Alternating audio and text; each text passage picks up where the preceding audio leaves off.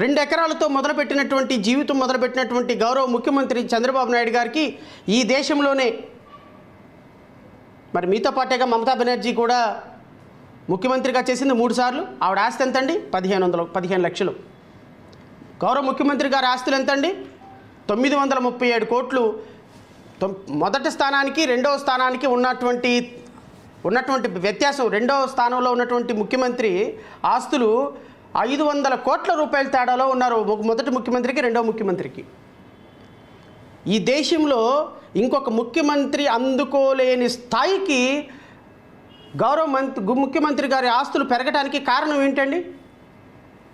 ఒక పక్కేమో అత్యంత అప్పు కలిగినటువంటి రాష్ట్రంగా ఆంధ్రప్రదేశ్ రాష్ట్రంలో పేద ప్రజలు మిగిలిపోతున్నారా? ఇంకొక పక్క అత్యంత ధనికమైనటువంటి ముఖ్యమంత్రిగా చంద్రబాబు నాయుడు గారు దేశంలో మిగిలిపోతున్నారా?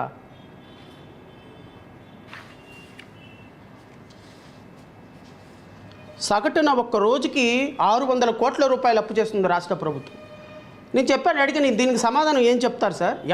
ఈ అప్పు ఎవరు తీరుస్తారు సార్?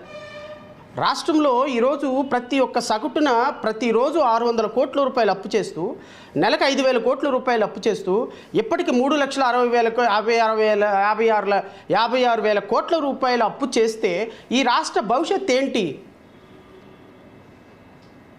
అమరావతి తప్ప ఇంకా ఏమీ మీకు కనిపించటంలా. ఎందుకు అంటే అమరావతి దోచుకోవటానికి ఒక ఏటీఎం లాగా మీకు ఉపయోగపడేటువంటి ఒక ప్రాజెక్ట్. రాష్ట్ర ప్రజలు బాగా గమనించండి. చంద్రబాబు నాయుడు గారి ప్రభుత్వం మావిగన్ అనే ప్రపోజల్కి ఒప్పుకోదంట. అమరావతి మాత్రమే రాజధానిగా ఉండాలంట. అమరావతి మాత్రమే రాజధానిగా ఎందుకు ఉండాలండి? అమరావతి మాత్రమే రాజధానిగా ఎందుకు ఉండాలి అంటున్నా. అమరావతిలోనే గుంటూరుని కలపండి, మచిలీపట్నాన్ని కలపండి, విజయవాడని కలపండి. What strong? నేను అడుగుతాను, ఏం తప్పుంది అంటే?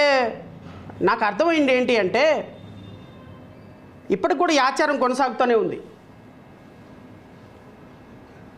ఒక ఆసామి ఒక ఊర్లో ఇల్లు కట్టుకున్నప్పుడు అది మీరు దొర అంటారా, లేకపోతే ఇక్కడ కమ్మంటారా, లేకపోతే ఇంకొకళ్ళు అంటారా, సామాజికుడు ఒక ఆధిపత్య భావజాలం కలిగినటువంటి ఒక కులం అనేటువంటి అహంకారాన్ని మీదేసుకొని కూర్చున్నటువంటి ఒక ఆసామి ఒక ఊర్లో ఒక ఇల్లు కట్టుకుంటాడు. ఈ ఇల్లు కట్టుకున్నటువంటి ఆసామి పాలేరులు ఉంటారు, పనోళ్ళు ఉంటారు, తోటమాలు ఉంటారు, అక్కడ కూలి పని చేసేవాళ్ళు ఉంటారు, ఇంట్లో పని చేసేవాళ్ళు ఉంటారు, ఇంట్లో సర్వెంట్లు ఉంటారు. వీళ్ళందరూ పాలేర్లు, వీళ్ళందరూ ఒక స్థాయి దాటి లోపలికి రానివ్వరు వాళ్ళని. ఈవెన్ ఒక్కొక్కరు 20 సంవత్సరాల నుంచి పనిచేస్తూ ఉంటారు వాళ్ళ ఇళ్లలో. ఒక స్థాయి దాటి ఈవెన్ ఇప్పుడు ముఖ్యమంత్రి గారు ఇల్లుంది, ముఖ్యమంత్రి గారు నివసించే స్థలంలోకి ముఖ్యమంత్రి గారు వారి కుటుంబ సభ్యుల దాకా 3వ పర్సన్కి అనుమతి ఉండదు. ఇది ఒక కరుడు కట్టినటువంటి భావజాలం ఉన్నటువంటి ఒక మతోన్మాది యొక్క ఆలోచన. వాళ్ళు ఇక ఆ ఇంట్లోకి వాళ్ళని తప్ప వేరే సామాజిక వర్గాన్ని రానివ్వరు, అంటరానితనాలుగా చూస్తారు. వాళ్ళ ప్రెమిసెస్లోకి ఇంకొకళ్ళు వచ్చి కూర్చున్న ఫోటో ఇంతవరకు చంద్రబాబు నాయుడు గారు ఇల్లు ఎలా ఉంటుందో ఎవరికి తెలియదు. చంద్రబాబు నాయుడు గారితో కూర్చొని ఎవరైనా భోజనం చేస్తారో 45 సంవత్సరాలు ఎవరికి తెలియదు. వాళ్ళ ఇంట్లోకి ఇంకొక మానవుడికి అనుమతి ఉండదు. ఇది ఒక ఆధిపత్య భావజాలంతో ఉన్నటువంటి కరుడు కట్టిన వ్యక్తి యొక్క స్వరూపం.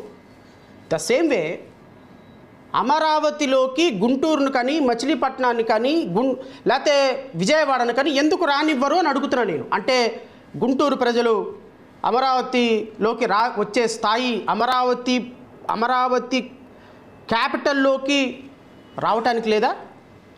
విజయవాడ వాళ్ళు అంటరాని వాళ్ళ, మచిలీపట్నం వాళ్ళు అంటరాని వాళ్ళ? మచిలీపట్నంకి, విజయవాడకి, గుంటూరుకి అమరావతి క్యాపిటల్లో ఉండి డెవలప్ అయ్యేటువంటి అర్హత వాళ్ళకి లేదా? అంటే వాళ్ళని అమరావతి రానివ్వదా? అమరావతి ఎలోన్గా ఉండిపోవాలా? 25 గ్రామాలు, ఆ 25 గ్రామాలతోనే అమరావతి నిర్మించాలా? ఆ 25 గ్రామాల్లోనే 2 లక్షల కోట్ల రూపాయలు అప్పు చేసి ఆ అమరావతిని నిర్మిస్తున్నామనేటువంటి ఒక ఒక ఒక ఇల్యూషన్ తోటి అన్నీ దోచేసుకుందామనేనా, మీ ఆస్తులు పెంచుకుందామనేనా, మీ అనుచరులకి కాంట్రాక్టులు ఇచ్చుకుందామనేనా? మావిగన్ ప్రపోజల్ ఎందుకు వద్దంటున్నారు? ఒక రీజన్ చెప్పండి.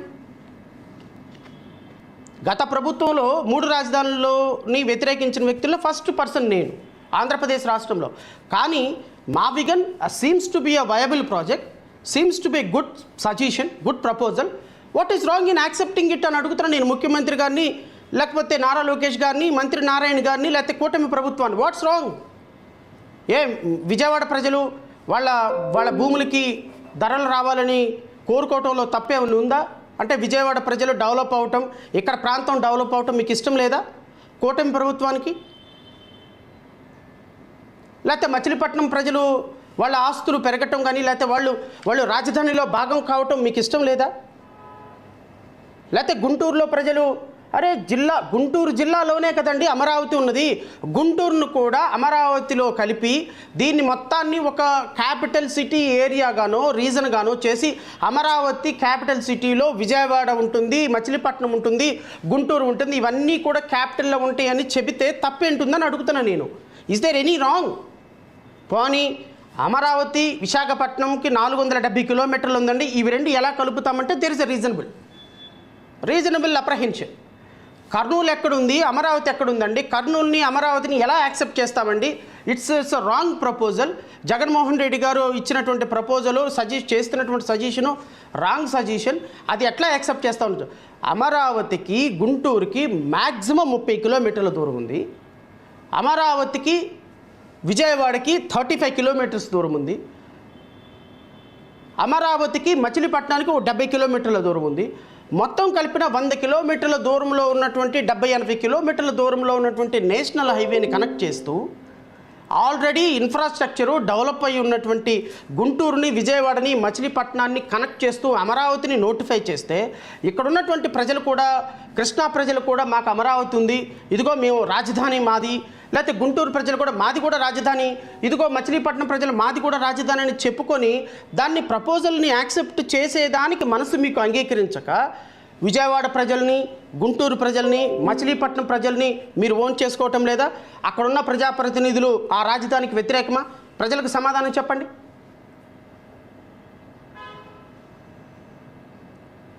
ప్రజలకు సమాధానం చెప్పండి. ఒక ప్రాంతం రాజధానిలో కలపటానికి మీరు అంగీకరించటం లేదు అంటే ఇది ఆధిపత్య భావజాలం కాదా? మీ కుటుంబాల్లోకి ఎవరిని రానినట్టు అమరావతిలోకి ఎవరిని రానివ్వరా? అంటే అమరావతిని దోచుకునేటువంటి ప్లాన్లో భాగంగా ఇంకా వేరే ఎవడైనా వస్తాడేమోనని భయమా? ఇప్పుడు అమరావతి ఒక్కటే రాజధాని అనుకోండి, అక్కడ తెనాలి శ్రావణ్ కుమార్ని ఎమ్మెల్యేని మీకు ఊడిగం చేస్తూ ఉంటాడు కాబట్టి, మీ పార్టీ ఎమ్మెల్యే కాబట్టి తెనాలి శ్రావణ్ కుమార్ ఏం మాట్లాడినా మాట్లాడతాడు.